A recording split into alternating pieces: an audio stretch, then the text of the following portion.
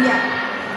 Dulu hubungan mereka sederhana, kepercayaan bertukar dengan sewa, dan usaha berkembang bersama. Tapi waktu tak selalu ramah. Beberapa bulan terakhir, Hakim sering menunggak sewa, sementara Ana merasa bangunannya dirusak perlahan oleh renovasi yang tidak pernah dia perbolehkan. Sore itu udara menekan dada, sama seperti hubungan yang mulai retak. Ana dan Hakim duduk berhadapan tanpa senyum, tanpa sapaan.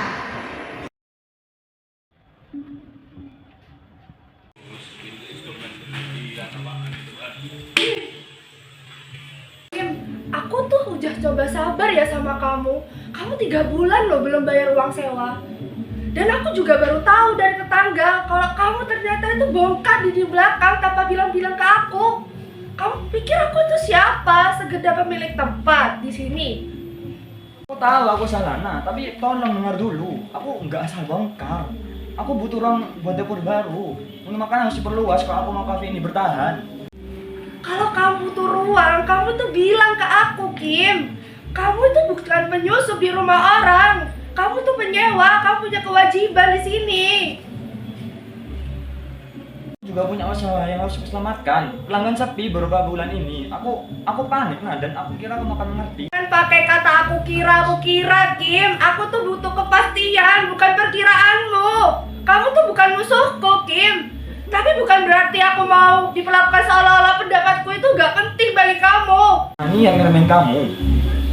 Kalau kamu gak niat, kenapa rasanya seperti itu, Kim?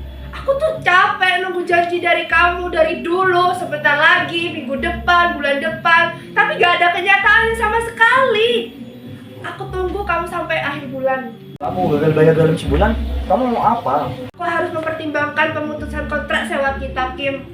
Berarti kamu siap ingat usahaku mati begitu aja? Aku capek sama kamu. Minggu depan kita ketemu lagi, biar kita tahu mana kewajiban aku sama kamu. Kadang orang tidak meninggikan suara, tapi luka tetap terdengar. Diam Hakim saat itu lebih keras daripada teriakan manapun. Siang itu, Hakim duduk sendiri di teras kafe yang mulai sepi. Afika datang, membawa ketenangan, menyejukkan hati. Vika, Ana marah besar. Aku bingung harus gimana. Usahaku lagi turun, tapi aku nggak mau kehilangan tempat ini. Aku tahu, Kim, kamu punya niat baik. Kamu juga gak bisa lari dari masalah. Bongkar bangunan tanpa izin itu berat, Kim. Aku kira kecil-kecilan nggak apa-apa. Ternyata Ana tuh tersinggung, dan minggu depan Ana mengajakku menemui ahli. Besok, kamu dan Ana harus menemui ahli soal kontrak sewa itu. Ana pasti minta penilaian objektif. Baiklah, aku akan datang. Baiklah, kalau begitu terima kasih ya buat sarannya. Iya, sama-sama. Kalau begitu aku mau pikir-pikir lagi. Aku duluan ya. Iya, Kim. Dalam hati kecil Hakim muncul harapan baru. Karena kadang keberanian bukan tentang melawan, tapi tentang mengakui kesalahan. Beberapa hari kemudian, Ana dan Hakim duduk bersama di depan Adit, ahli hukum kontrak dan ekonomi syariah. Suasana tegang, tapi Adit dengan berbicara tenang. Permisi, Pak. Ya, silakan duduk. Ya, Pak. Ada yang bisa saya bantu? Gini, Pak, kami kan datang untuk meminta penilaian ahli tentang sengketa yang sedang kami hadapi saat ini. Nah, ada beberapa permasalahan dalam pelaksanaan kontrak, Pak, dari mulai pembayaran sewa sampai dengan renovasi. Nah, kami ini ingin memastikan langkah yang kami ambil ini nantinya sudah sesuai belum sama aturan dan adil bagi kami berdua tentunya, Pak. Gitu. Saya baca dulu untuk sewa kontrak kalian.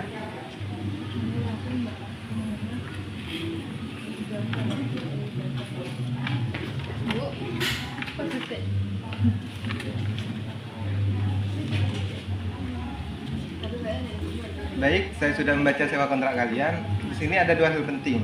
Yang pertama, Pak Hakim itu menunggak sewa 3 bulan. Yang kedua, ada renovasi tanpa izin tertulis dari Ibu Ana. Namun ada hal lain. Apa ya itu, Pak? Nah, di kontrak lama kalian itu tidak dijelaskan secara rinci batasan renovasi. Nah, artinya di sini ada celah interpretasi. Kalian berdua sama-sama punya dasar, tapi sama-sama ada kekurangan. Jadi aku salah. Bukan salah mutlak, tapi kamu lalai memberi laporan. Saya sarankan yang pertama itu lakukan strukturisasi sewa. Yang kedua, buat perjanjian renovasi tertulis. Yang ketiga, buat jadwal pembayaran yang sesuai kemampuan Pak Hakim. Aku udah mulai mengerti, tapi aku masih ragu ya, Kim. Nanti aku suruh kuasa hukumku untuk melakukan negosiasi kita aja. Baiklah nak, kalau begitu aku juga. Makasih ya Bapak atas waktunya, maaf. Ya, sama-sama.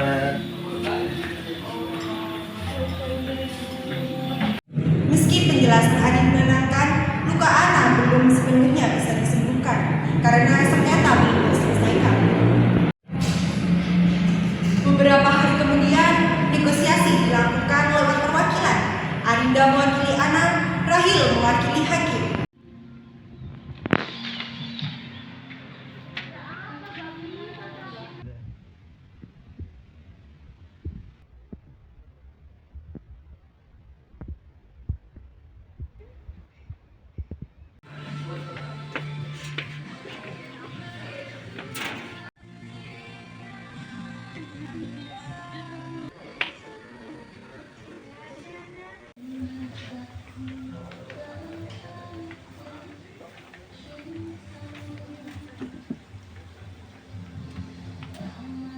Saya mau semua sisa uang sewa harus dibayar penuh dalam bulan ini dan perusahaan harus berbalik ke sini. Kami memahami, tapi klien saya memiliki kemampuan yang terbatas.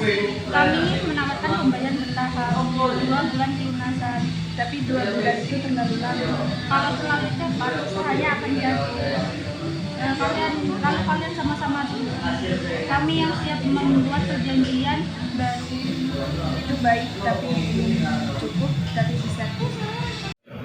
Negosiasi memanas tanpa teriakan, hanya bisik-bisik tegang dan nafas yang ditahan. Sampai akhirnya mereka sepakat pada satu langkah terakhir, yakni melakukan mediasi. Di ruangan sederhana, Salsa menjadi mediator. Ana dan Hakim duduk saling berhadapan, kali ini dengan hati yang lebih lembut.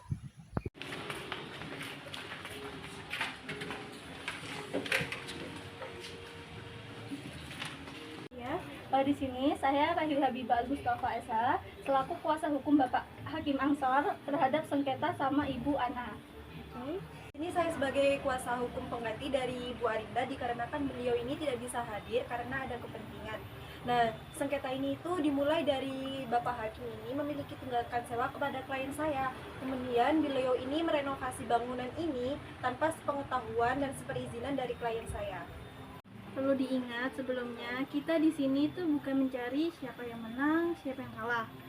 Kita di sini tuh mencari jalan gimana keduanya itu tetap berdiri, usaha Bapak Hakim berjalan dan haknya Bu Ana terjaga. Aku cuma ingin dihargai ya, Kim. Ini kan bangunanku, Kim. Aku juga berharap kamu itu terbuka sama aku. Kalau ada apa-apa itu bilang, jangan tiba-tiba kamu bongkar bangunanku.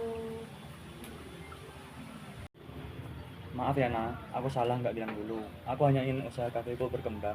Begitu, mari kita buat kesepakatan baru ya, yang jujur, yang realistis, dan menenangkan keduanya. Kesepakatan akhir yang berakhir dengan win-win solution, yang dimana Bapak Hakim melunasi tunggakan 3 bulan sewa dalam waktu 2 bulan dengan jadwal pembayaran yang tetap. Terus Bapak Hakim juga memperbaiki bagian-bagian yang ia bongkar sesuai dengan standar yang Bu Ana mau. Dan yang ketiga, kontrak sewa diperbarui mencantum aturan renovasi, batas suara, jadwal inspection bulanan, dan Ibu Ana harus memberikan diskon 10% selama 2 bulan agar usaha Bapak Hakim dapat kembali stabil. Jika Bapak Hakim menepati semua kewajiban, kerjasama sewa akan diperpanjang otomatis setahun lagi. Terima kasih. Kamu nggak cuma ngasih ruang, tapi juga ngasih aku kesempatan. Iya Kim, aku tuh cuma minta satu hal sama kamu, jaga amanah, jaga kafe, jaga hubungan kita juga ya.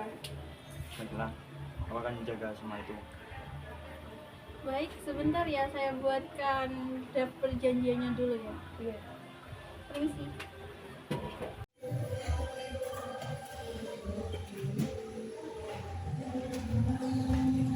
Baik, di sini saya sudah membuat surat perjanjian yang Bapak Hakim dan Bu Ana bisa menandatanganinya. Ya, saya coba lihat dulu ya, Bu.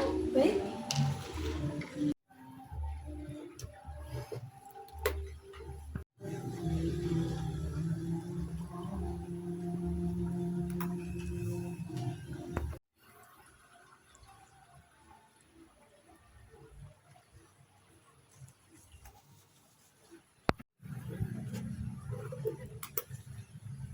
Tuh.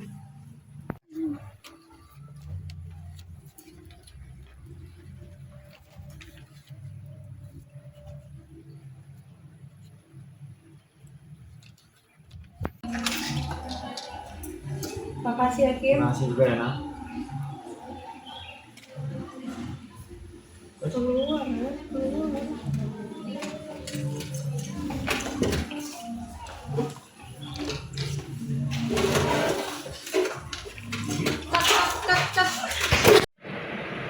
Di desa Sukamaju, dua manusia belajar bahwa sewa bukan hanya soal ruang, tapi soal kepercayaan yang harus dijaga. Kadang sengketa tidak memisahkan, justru menyatukan. Ketika diselesaikan dengan hati yang mau mendengar. Dan hari itu, di sebuah kafe kecil yang pernah menjadi saksi ketegangan, akhirnya kembali terdengar tawa. Tawa lama yang